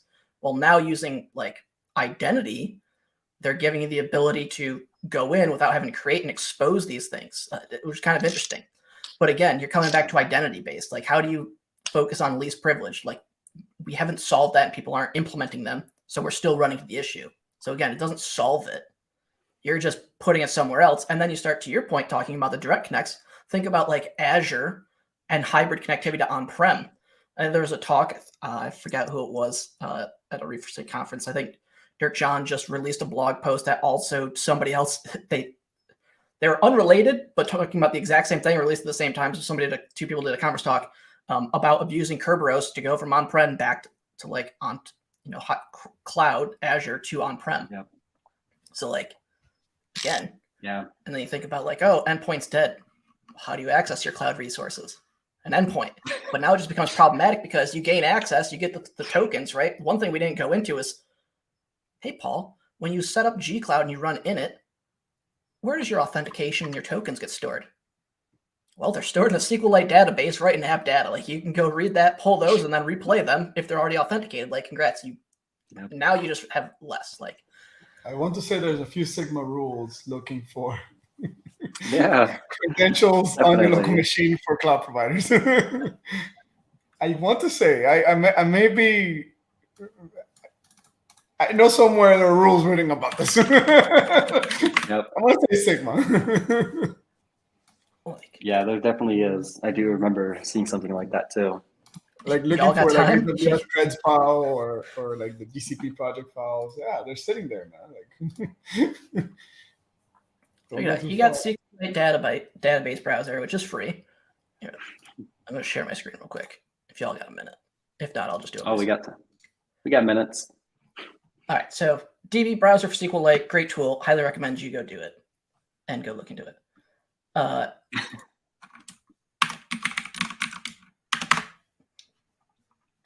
go to good old G Cloud. Here we go. Database files. Boom. Account ID, access token, token exploratory, etc. Well, let's go take a look at some stuff. Like, there it is. There's the access token, right? We could put this into JSON because it structures a JSON. So when we created that, and which we didn't delete, was when we created it, which was, no, that was from your thing. But here, no, I don't want to expose that. But you get the idea. So they're stored in there. Let's open the other one, which is something slightly different. The credentials database. And there's like the authentication. So these are the scopes. So remember, when you have an account, you give it permissions, you assign it scopes of what it can and can't do. So in these cases, like access to compute, SQL Service login, App Engine, cloud, user info. And there's other ones based on whatever it is. So in this case, like here's the full token. I'm going to go delete and revoke these now because I'm exposing these to the people on YouTube and the interweb. But like that's it. They're stored right in here. So you pull these database files, you can export them out, you can structure it into a JSON, and then simply, I think it's like, there's a login specifically, and log in, figure out what the parameters are, and then you explicitly point to the path of your JSON file, and then it'll go and do your authentication. And then once you're there, you're granted access. So if you can export it out, and same thing is with JSON web tokens for Azure. So if they have PowerShell modules, so if your administrators are using PowerShell modules for that, same idea. If you know where they're stored, you just go grab them, and then you're off to the races. Like you can, whatever that person has permission to, and then of course from there, obviously there's timeouts that you have to pay attention to, but if you're authenticated, get a nice JSON, is it JWT refresh token? Something like that? I don't know. Not a webmaster. Not yet. I was just thinking as you were sharing that would be a really cool add to the Canary token project from Thinkst of GCP. They have AWS, but they don't have the others. I thought that would be cool. Where's Another Casey? one. Yeah, where is he? Wait, I thought they did have a GCP certificate or service account. Do they? AWS. Oh, Azure. Kube config. Azure has a similar config too. So Yeah, I think that's for creating a cert. Well, you could definitely open it up though. Interesting. I'd be curious how you could do that one off. That makes sense. You could. Interestingly enough. Another Rabbit hole. Yeah, the one cool thing about GCP is like, and you'll see it in Dave's talk, which is when you have an account and you look at the scope and permissions assigned to it, it will then Google yell and be like, hey, you have like 8,000 permissions assigned to this. Like this is overly scoped. Like you should look at turning this down. Like it's you go to the IAM page and it's right there. It'll be like, got 8,000, like way over permissioned. And I think that I think I enabled 30 or 40 services in the project I was working on to test out with. And I was testing a whole bunch of other things. I think the Elastic integration for GCP and Google Workspace, I enabled a whole bunch. And then I was just turning stuff on because I didn't know what I needed permission to in order to run some of these tests. So I was like, well, I'll just enable it all and see what happens.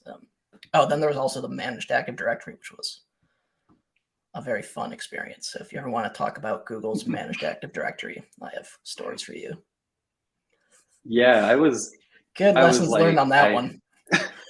I had no idea that was there. So I thought that was neat, but yeah, it's cool. I don't see the cost savings. Like it costs you potentially up to $280 a month, and that's like bare bones minimum, and that's not including like the cloud DNS that you need to set up as well. So I don't see, like, sure, you can have redundancy, but from a cost savings perspective, I don't see how in some cases going to the cloud makes sense. Like I just, again, not a cloud expert, no idea, but in looking at some of these base pricing and then thinking about like, okay, if I have one account in AD, and that's what it's going to cost me doing nothing. I have 20,000 objects and let's say thousands of systems. Like that's insane. Yeah, Talking hundreds of thousands of dollars a month. But drop in the pond. That's my tirade. I don't know.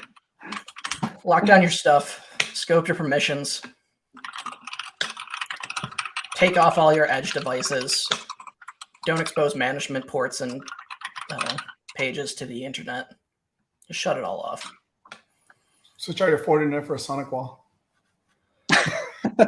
You know, I've been thinking we had Fortinet recently. Sonic wall was a couple months back. You know, we haven't seen in a minute. It's a good Cisco way to say. Oh, Cisco, yeah. That would be good. Cisco. I don't know. I thought there was a recent Palo one too. I don't remember. PSNs, man. Hey. That's it. Everybody PSNs. PSNs are bust. Free BSD for life.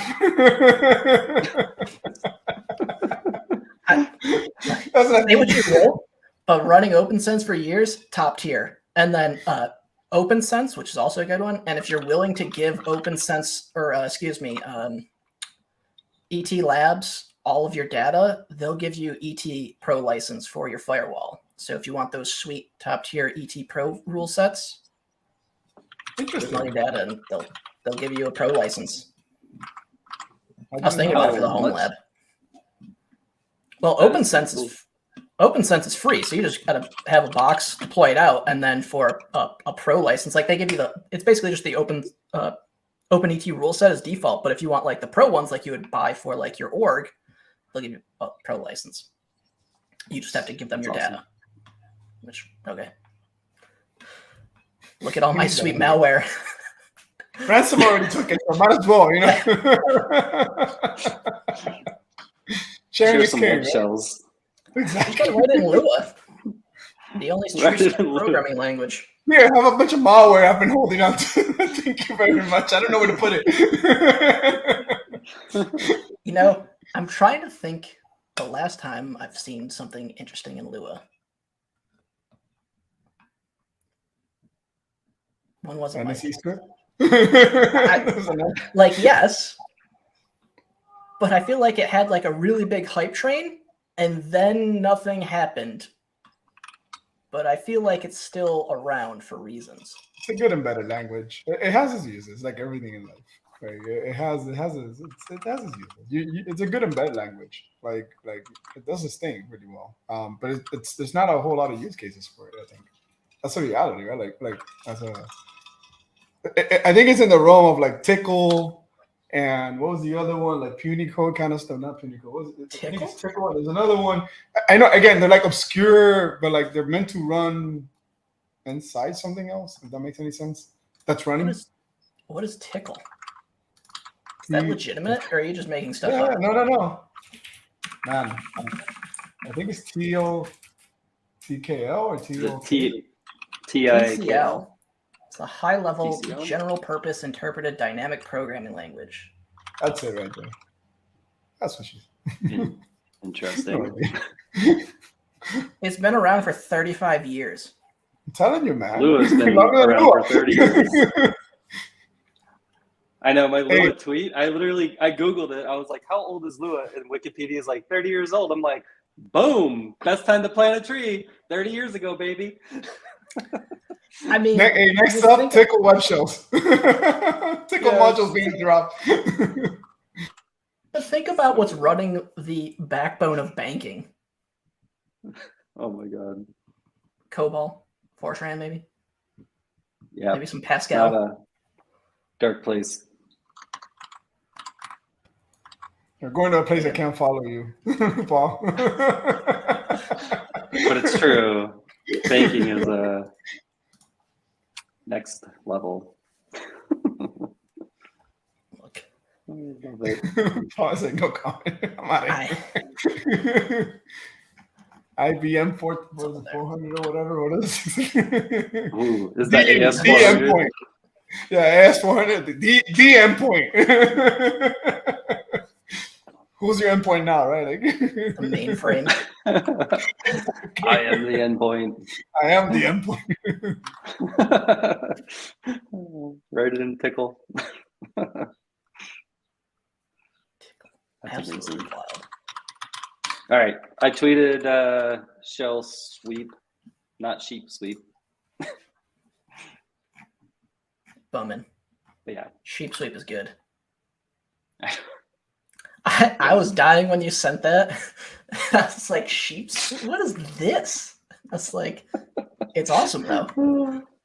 That's so good. And everybody's concerned about AI taking over the world, but we decide ShellSweep's not the good name. It's sheep sweep. Like, yeah, autocorrect got that one. So good. That was funny. Sheep sweep. It's also like times where you're trying to like say something, but it keeps converting the word. Like, look, how many times have I actually said duck? Like, calculate how many times I've actually said duck. I know you're tracking that. Yep. Why do you keep changing it to that? Yes. Okay, be good. Oh my gosh. Anywho, this has been a fun tirade. This is awesome. We should do some more Thank you, cloud guys. stuff. Who else does cloud? Yeah. We have AWS stuff. I could do a lot of AWS stuff. I know nothing about AWS. Who else does cloud? Does anybody else do cloud on the line today? Yeah. Who else is a cloud expert? Maybe there's some maintainers Like that are cloud anybody people. like to lace cloud stuff with their work? No idea. No idea. No, anybody. Looking around like, wait, what? Me? Nothing. It's like, what are you doing? Me? Nothing. What exactly do you do? Exactly. What do you do here? I just think What do you do here? Just write memes. No, man. It's. How do I get paid for that? Yeah, right.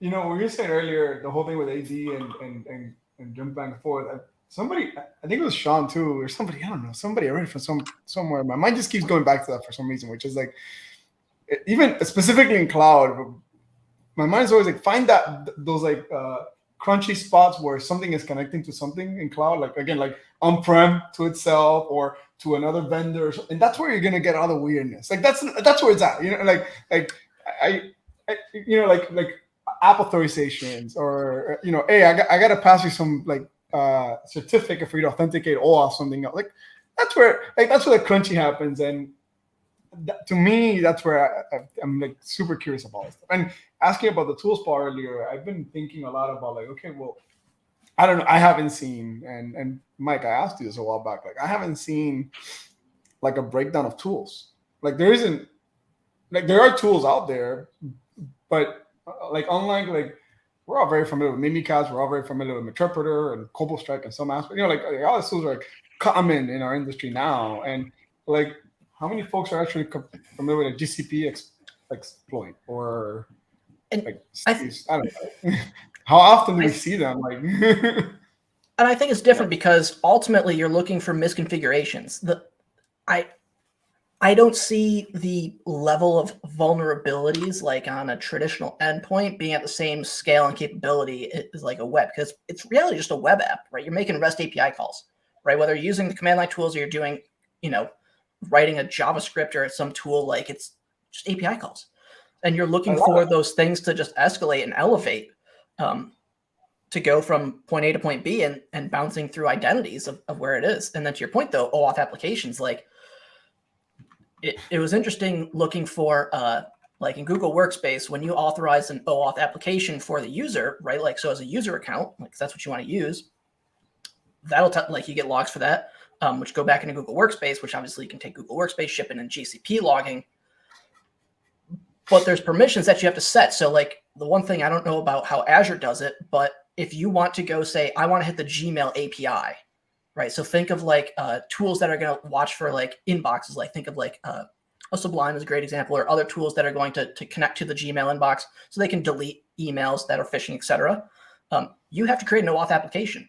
Just having a service account and a token doesn't allow you to go interact with like data, like specifically like or in Google Drive or in Gmail APIs. Like you have to create an OAuth application, and those have to be certified by Google. So there's like different things you can do from like a capability of limiting scopes and permissions.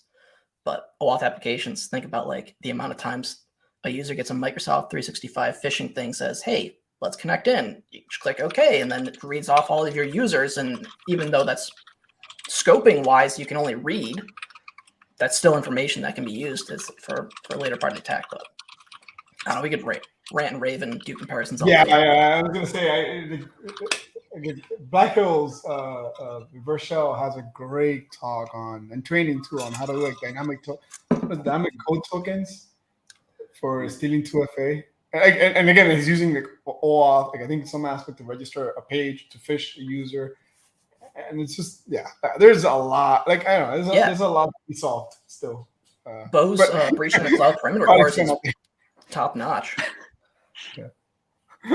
I'm just like, we haven't even solved bootkits yet, but you guys are like all over the cloud. I'm like, come on. Like drivers are, yeah, don't matter now. Drivers, they're old news. You close up shop.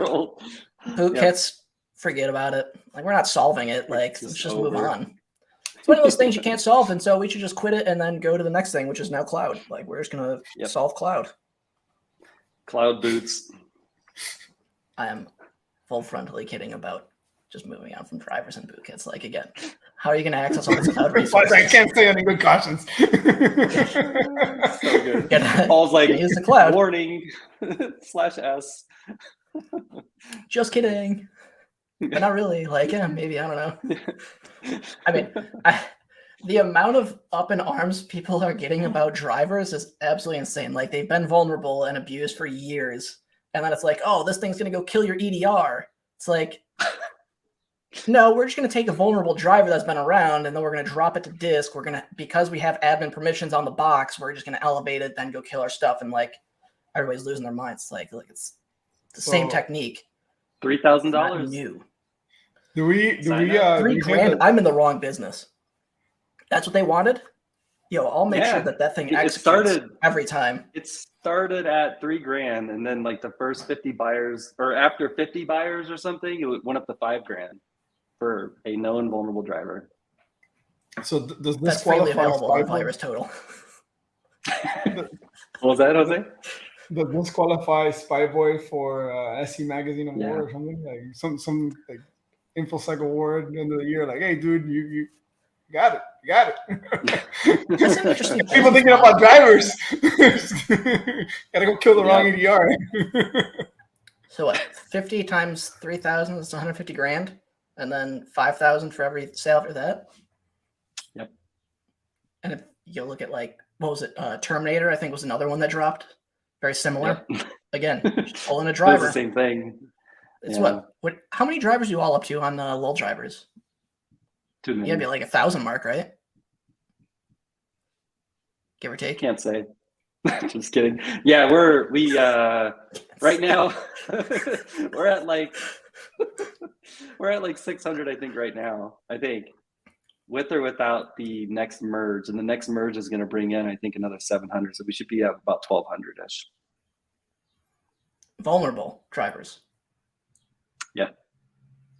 So what's interesting, I don't know if you caught this from Will Dorman, we're finding that vendors are air quoting patching the drivers by putting an update in them that basically says requires admin, and that's considered a patch for making it not vulnerable anymore. But what else was shared on Twitter, similar threads, was even though they modified it to be admin only or run with admin only or whatever it was, the actual vulnerabilities are still within the code. Like they're not fixing it. They're just saying requires admin. And that's it. That's the fix. It's like putting your OSTs on GitHub and saying for educational purposes only. Yep. Yep. Might Exactly. as well, right? Yep. I'm trying to Nobody think, bad like, would ever use would it. it be solved with SACLs? I don't know. SACLs, couldn't tell you. It's an interesting idea, though. I think the hardest thing is folks need to, I don't know. I mean, maybe that's the poll that you put out on Twitter, is how many people are actually inventorying drivers, and what does that look like? Like, how are you inventorying them if you are? Like, that's Nobody's inventorying them. yeah. It would be easier to say, how many of you are not inventorying your drivers?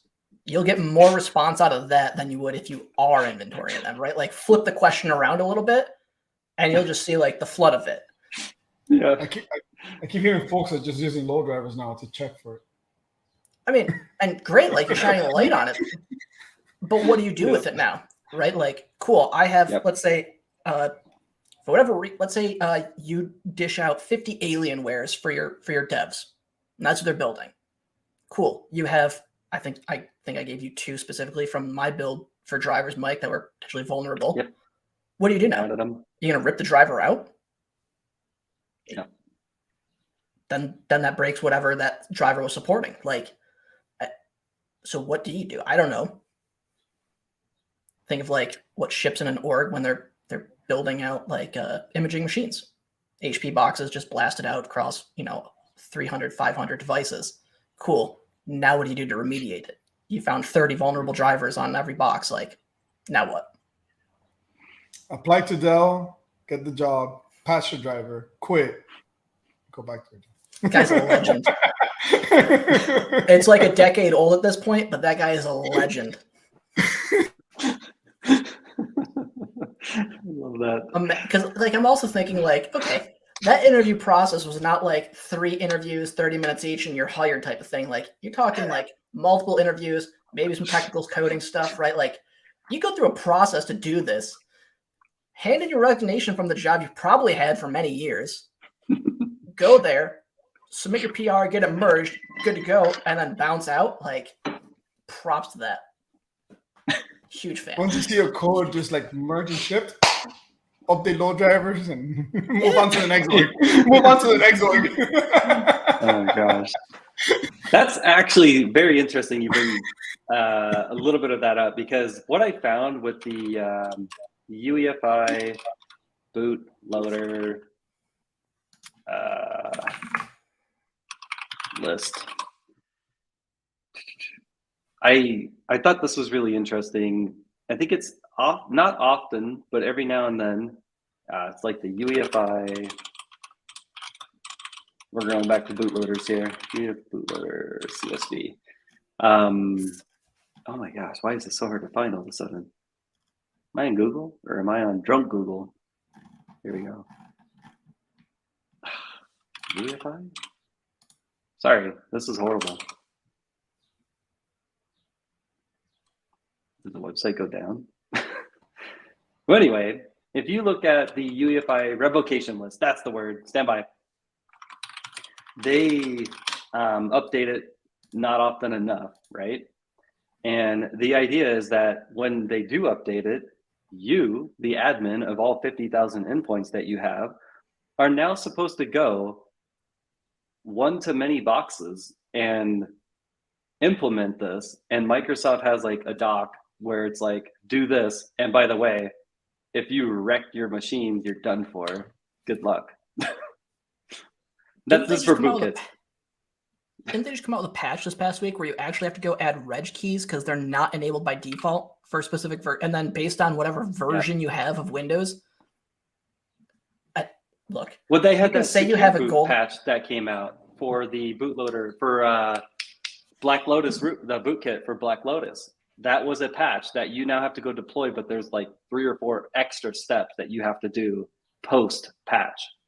Like, bootkits are lit, man. Like, if you want to live in a place where you will destroy machines, obviously, this is the place to play. Like, it's wild. But I thought Windows 11 was supposed to fix all of this. But also look at this website. Like, does anything else scream 1997 more than this? And this is supposed to be like your like truth for evil bootloaders. Mike, nobody got time for UI when you're solving bootkit problems. All right, like, what are you going to spend your time on? Do you want to solve bootkits, or do you want to have a nice looking website? I know, right? Like you who do you trust? Judging a book by the cover now, man. Like, I'm sorry. It's Just saying. I'm just Mike, saying. you get click, you end up in GeoCities somehow. Like, what's just happening? Yeah. What's going on now? Oh, but my badge is at the bottom, you know, like, oh yeah, top 100 Juarez bootloader. So what happens when you go clicking in a website? I know. You're next. So funny. But no, it's true. Like, what's crazy, like if you find, I don't know where it's at right now, but if you literally find the Microsoft method to upload your revocation list, I would never feel comfortable doing that across a fleet. Like, even if it's through like group policy or like a script that I was supposed to write, like that's sketchy. Yeah, I was thinking you would roll this out like GPOs or Ansible or something like that, right? Like SSCM. And here's the thing, though. You also have to be sure that even though you have a golden image that says X, how confident are you that that golden image is exactly the same and applied directly with the same configuration on every single box? You cannot. Not confident at all. Zero confidence. Yeah. Even if you ran something like, okay, like I blasted out, I used SCCM, I used Ansible OS query, right, to pull that back. Okay, now I've got 50 probably different variations, different GPO settings, different applications, right? You got something like an app locker, WDAC, airlock, bit9, like. Man, you're messing with a bootloader. Like, good luck. Like, to your point, admin gets it wrong. You wreck the machine. Like, you're wrecking servers now left and right. What? Everybody's working from home. So now you got it's not 50,000 in the same building or in your 30 buildings across the globe. It's those 30 buildings and then all of those variances at people's houses. Oh, it went down in the middle of the update. Sorry, you're done. Oh, that person's internet cut out because somebody hit a tree and the pole line went down. That box is hosed. Dude. Yeah, like, there's too many problems. Like to have everybody for this. TPM 3.0, Windows 12, it'll solve it all. Be golden. Be ready to rip. Yeah. There is I shared it. Like, I took a screenshot of like a machine with multiple bootloaders and I tweeted it because, like, yeah. And that was just me goofing off. And I thought I was cleaning up like after, but oh yeah, here it is. I found it. Let me bring it over here. Because, like, this is why you just run Linux. They don't care if you delete the bootloader. Solid. Delete it. I don't care. Whatever you want. You want 17? Put 17 on there. Do you? You do you. You too can be a bootloader. Linux isn't trying to tell you how to live your life. Yeah. Oh, man. Top I tier. love it. I love it. Yeah. Boots. There you go. The boots. The boots. It's coming. So yeah, eventually we'll get just to a mistake. Yes. Look, everybody should just throw their computers out and we only use cell phones and tablets. They're totally secure and they never get hacked. Breach. It's a lot safer. Never any side-loaded applications or theft. It's totally fine. Oh, so good. The safest computer is an off computer, kids. Just remember that. Ship it back. No, you gotta just drill through the hard disk first, make sure it's gone. Especially if you got platters. SSD, you probably just smash it with a hammer and you're golden, but platters, at least 3 drill bits through it. Yeah. Safety first. Safety first. Oh, that's good. Again, not gonna tell you how to live your life, but it might be a good idea for some personal I'm protection. sure Linux can boot that though. I'm sure Linux will boot the 3 drill through. It would too. That's the funny Yeah, thing. if I some defragmentation in your disk, I'm just gonna skip through this entire section. Look, We'll boot. So true. You're not going to have anything, but we're going to boot. You can be sure of that. And this is why I run Arc Linux. Survives 3 drills in the head. Oh man. Using Black Arch. Thank God it's Friday. It's I been got a all my long. hacking tools. It's been a long month so far. Hey, how many days are in It's only June? been 16 days. 30? 30 or 75? 31? I don't know. Like 30. There's still What time. year are you speaking of? That's where I'm stuck. What year is it? Where's ChatGPT when I need it for how many days are in June? It's 30. Google Is it. it 30? Well, there's 14 days left. So you got plenty of time for something like a Cisco ASA to get popped or, your Palos. Anybody still running Juniper? Like, it's been a minute. Oh, yeah. No, please. Actually, I think they do run FreeBSD under the hood. I think you're right. When was the Yeah. last time we had a Pretty sure that- BSD vuln? Just Juno saying. OS is based on BSD. I'm pretty sure. Like I think. Let's see, what other edge Google, applications Google, can we this is- target? Yep. FreeBSD. Yeah, man. I mean, distinctly remembering writing scripts on it. But why? But why? Why? Was Where's it- my why though meme? But specifically why though? Why fans? the- why the- So back in the olden days, you basically know raw stuff right on them. You can run scripts like, hey, I'm seeing some attack downstream. Like get the Juniper thing to just block it upstream. That's why. but I'm sure you can use it for other stuff. Got a Like, full blown OS right there, man. Shiny. I have a fancy why though meme where it has like a Mardi Gras face mask on. It's top tier. So we have two. There's why though, and then there's why though fancy. So I'll track that down. I don't remember where I found the picture, but absolutely need it for this. Did you put it on the Atomic Slack? I thought you did. I thought there was. I don't I thought you remember. mentioned it to me. I have to Why though? figure out a way to scrape all of the emojis from different Slack channels so I can aggregate them into a central folder. So then anytime I join a new one, because I got into like 2 more Slack channels and then I'm looking for emojis and they don't exist. So I just need a way to like hit an API real quick and upload and add them.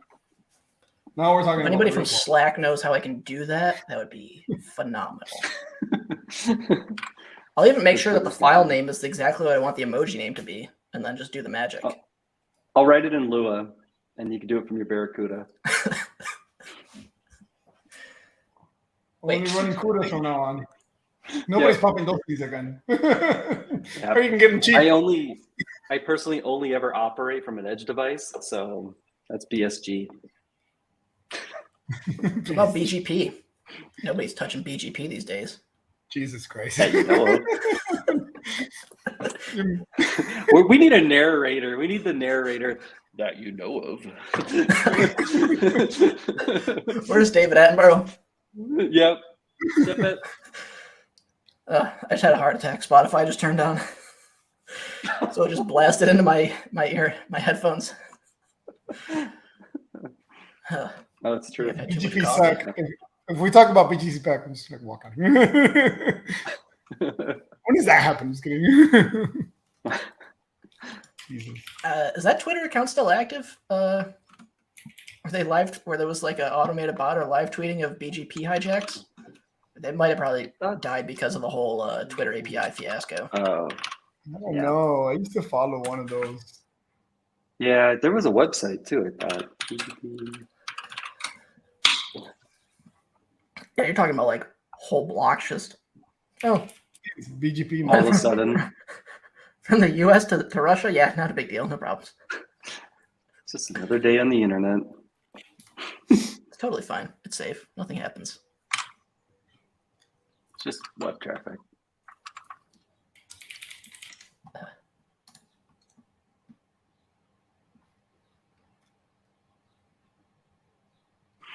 I think Cisco. It was a Cisco. I think it was. I think it was this BGP stream. I think. I haven't. I remember following an account that did that a while back, I'm following. Actually, I think this is it because I'm following this account. Oh no, it is. Yeah, BGP stream. Yeah, from Cisco. Yeah. They The bought irony- it. Wasn't Cisco originally though, right? I think they must have bought it at some point. It wasn't I don't originally a know. Cisco account. I don't think so. Yeah, outages. Is Nice. that like Elon's jet tracker where it got acquired? It did. That's actually funny. They ended up buying it out. That's awesome. I don't know. Oh, I think Mark Cuban paid the guy to not have it. And he's like, okay. But obviously, like I think those are now hosted because of the API. You have to pay for them. So I think that was because the guy was like, no, I'm not going to do that. I don't know. I didn't follow it too much, but it was pretty funny. I think I saw that the Frog and Toad Twitter bot was back.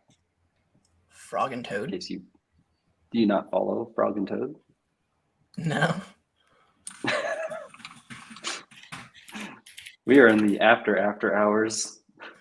This is the longest There you stream we've go. had, by the way. We did like 45 minutes of actual atomic stuff, and now we're just off the races.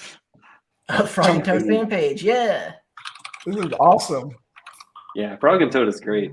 If you need to follow them, I don't know how they're paying for it at this point because I remember he mentioned it was going to get very expensive for him. I have a suggestion idea. We should do a section maybe another week on Atomic on a Friday of just like obscure random Twitter bots we follow. Because I have a list of like a handful of this, right? Frog and Toad, never heard of it. Like, subscribe, following right now. A minute. There's a Red Panda Hourly, which I follow. It's an automated thing, and it tweets out Red Panda pictures hourly. That's a good one I like to follow. Yeah. There's Calvin and sent me that Hobbes. I feel like Calvin and Hobbes There's back in the day. There's a couple really solid cat ones that.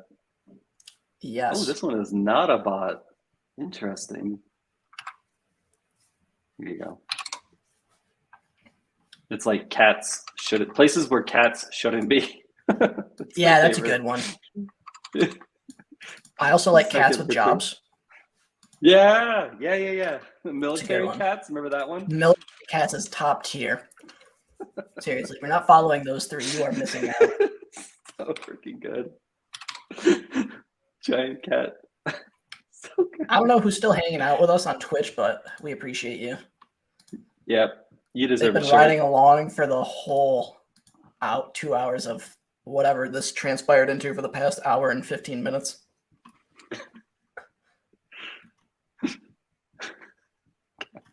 Oh man. All right. It's I think been we got a fun. jam. Should do this again. Gotta bounce. This has been fun though. Yes. I don't know why I'm putting the slide back up. No one's gonna see this part. Yeah, if you made it this far, so like, just reach out to You us. know. We'll give you some stickers and some shirts or something. This is What kind of Friday are you having? What's wrong with it? honestly though, would you rather deal with the 13 0 days that dropped and are blowing up environments, or hang out for some ramblings for the past hour? Like, Yeah. I know what I would be doing. Yeah. Got me there. Big facts. You could be writing some Lua right now, but you're here. Like only APTs writing Lua, Mike. Yes. I think everything I make from here on out is gonna be in Lua, just for the kudas.